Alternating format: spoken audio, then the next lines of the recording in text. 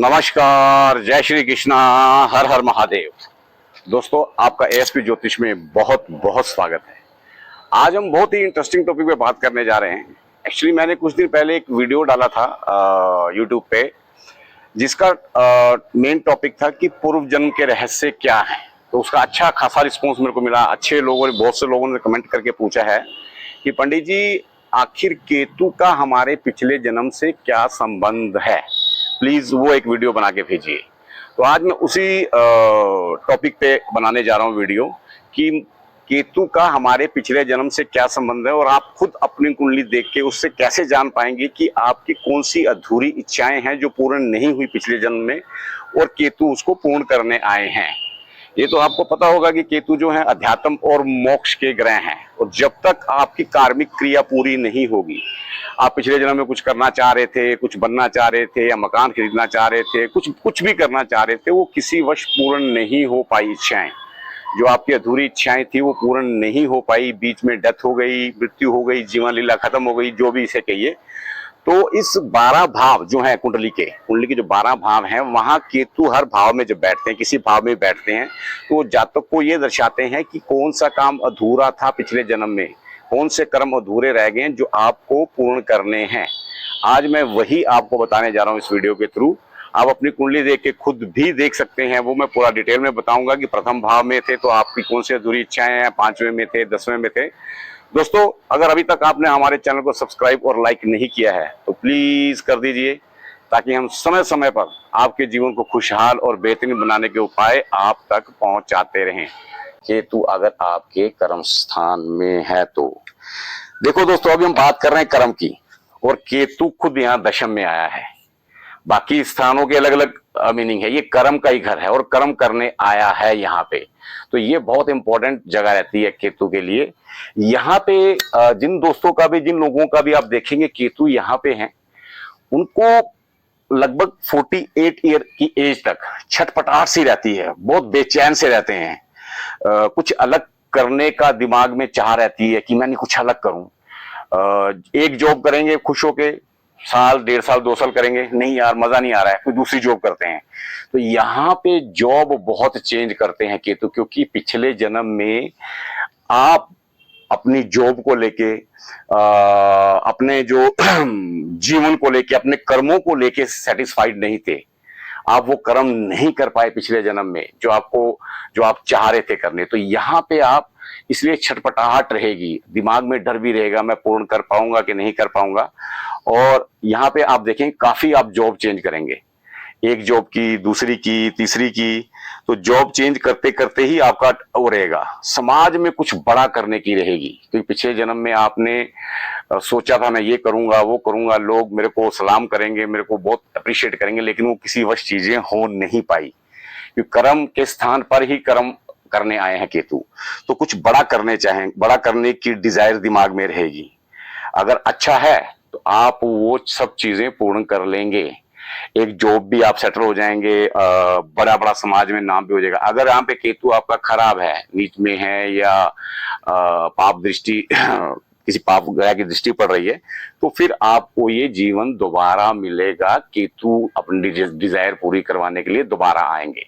लेकिन ये श्योर है दोस्तों, आप चेक करिए अपनी कुंडली में, जो भी केतु यहाँ पे हैं, वो उन्होंने जॉब्स बहुत चेंज की होंगी, अपने कैरियर बहुत बार बदले होंगे, और कुछ बड़ा बनने की, कुछ समाज में नाम कमाने का दिल में ख्वाहिश जरूर रही होगी केतु यहाँ पे रहते हैं। तो चलिए बात करते हैं कि अगर केतु एकादश भाव में, एकादश भाव में केतु हैं, तो एकादश भाव दोस्तों क्या होता है? एकादश भाव आपकी डिजायर्स का है, आपकी इच्छाओं का घर है। एकादश जो है वो आपका सोर्स ऑफ इनकम है, लाभ का घर है। आपका जो चाचा है उनका है, आपके सोशल सर्कल का है। तो केतु का यहाँ आना बताता है कि आपने पिछले जन्म में पैसे के प्रति आप बहुत ज्यादा तरसे हैं। आप पैसा बहुत कमाना चाहते थे, सोर्स ऑफ इनकम बनाना चाहते थे, लेकिन वो बन नहीं पाए पिछले जन्म में। आपके चाचा से भी रिलेशन, चाचा के प्रति भी जो जिम्मेदारियां थी, हो सकता है चाचा आपके पास रहते हो, जिम्मेदारियां थी वो पूरी नहीं कर पाए।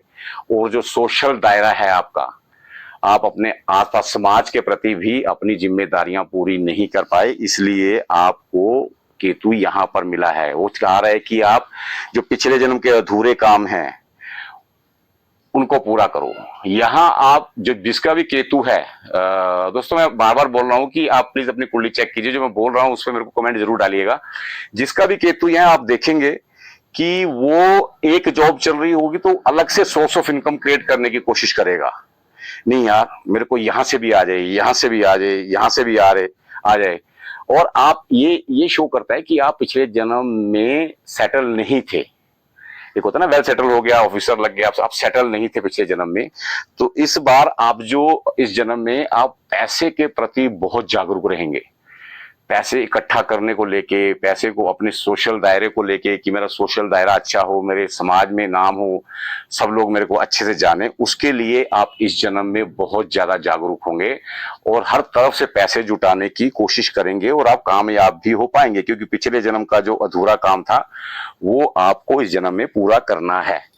चलिए बात करते हैं अभी द्वादश भाव की, कि द्वादश भाव दोस्तों क्या है। द्वादश भाव को हम कहते हैं कि ये आपका खर्च का घर है, इसको अच्छा नहीं माना जाता है। द्वादश भाव को अच्छा नहीं माना जाता है क्योंकि ये खर्च का घर है, ये हॉस्पिटल का घर है, ये मोक्ष का भी घर कहते हैं इसको, और भोग का भी घर कहते हैं, हॉस्पिटल का घर भी कहते हैं। तो यहाँ केतु का आना ये शो करता है कि आप मोक्ष की तलाश में हैं। इसके दो, यहाँ पे सिर्फ दो चीजें हो सकती हैं आपकी। जब केतु यहाँ आता है तो केतु का ही घर कहते हैं इसको, मोक्ष का घर ही कहते हैं। यहाँ पे दो बातें होती है, भोग का घर भी है। या तो आप पिछले जन्म में अतृप्त थे, फिजिकल रिलेशन से सेटिस्फाइड, सेक्सुअली सेटिस्फाइड नहीं थे, तो आप पिछले जन्म की जो डिजायर्स हैं यहाँ पे आकर कंप्लीट करेंगे। केतु जिनका होता है बहुत से सोच कहते हैं नहीं नहीं ये तो मोक्ष है, ये तो अध्यात्म है, ये तो साधु है। लेकिन आप चेक कीजिएगा अपनी कुंडली में, जिनके यहाँ केतु रहता है उनमें काम वासना बहुत ज्यादा रहती है। या तो आप फिजिकल सेटिस्फाइड हो जाओ, सेक्सुअली सेटिस्फाइड हो जाओ, या मोक्ष की तरफ जाओ। तो यहाँ पे दोनों तरफ जा सकता है, डिपेंड करता है कि कौन सी राशि में है और कहाँ है और किसकी दृष्टि पड़ रही है। तो भोग की इच्छाएं पूरी नहीं हुई आपकी और मोक्ष की भी इच्छाएं पूरी नहीं हुई पिछले जन्म में, इसलिए आप यहाँ पे आए हैं। यहाँ तो आप आके यहाँ मोक्ष की तलाश में जाएंगे, अध्यात्म की तरफ जाएंगे, या आप भोग की तरफ जाएंगे ज्यादा। ये डिपेंड करता होता है राशि कैसी है, और आपको भोग के बाद ही मोक्ष मिल पाएगा। आप जब तक वहां से सेटिस्फाइड नहीं हो जाते, पूर्ण रूप से तृप्त नहीं हो जाते भोग से, तब तक आपको मोक्ष नहीं मिलेगा। घर यहाँ पे जब रहते हैं ना इंसान, तो घर छोड़ने का मन करता है क्योंकि मोक्ष की तलाश में, लेकिन दो तरफ फंसा हुआ है, भोग में भी फंसा हुआ है और मोक्ष में फंसा हुआ है। केतु यहाँ आते हैं तो आपका बहुत बार बैठे बैठे दिमाग में आएगा नहीं यार जाना चाहिए घर छोड़ के, क्या कर रहा हूं मैं यहाँ पे, तरह तरह के दिमाग में ख्याल आएंगे आपके। तो ये था दोस्तों कि केतु हो सकता है कुछ चीजें अभी रह गई हूं, क्योंकि राशि कौन सी बैठी हुई है, किन की दृष्टि पड़ रही है, कौन से ग्रहों के साथ है केतु। जरूरी नहीं कि हर के उसमें कुंडली में केतु अकेले हों, है ना। तो ऑलमोस्ट 80% मैंने ट्राई किया है कवर हो जाए, और होप करता हूं दोस्तों आप सबको समझ आया होगा। प्लीज कमेंट करके बताइए जिन जिन की कुंडली में मैंने बताया कि कहा यहाँ बैठे हैं, कि कितना स्टीक बैठ रहा है, ताकि हमें जोश मिले और आगे हम आपको सही तरीके से अच्छे अच्छे विषयों पे और गाइड करते रहें।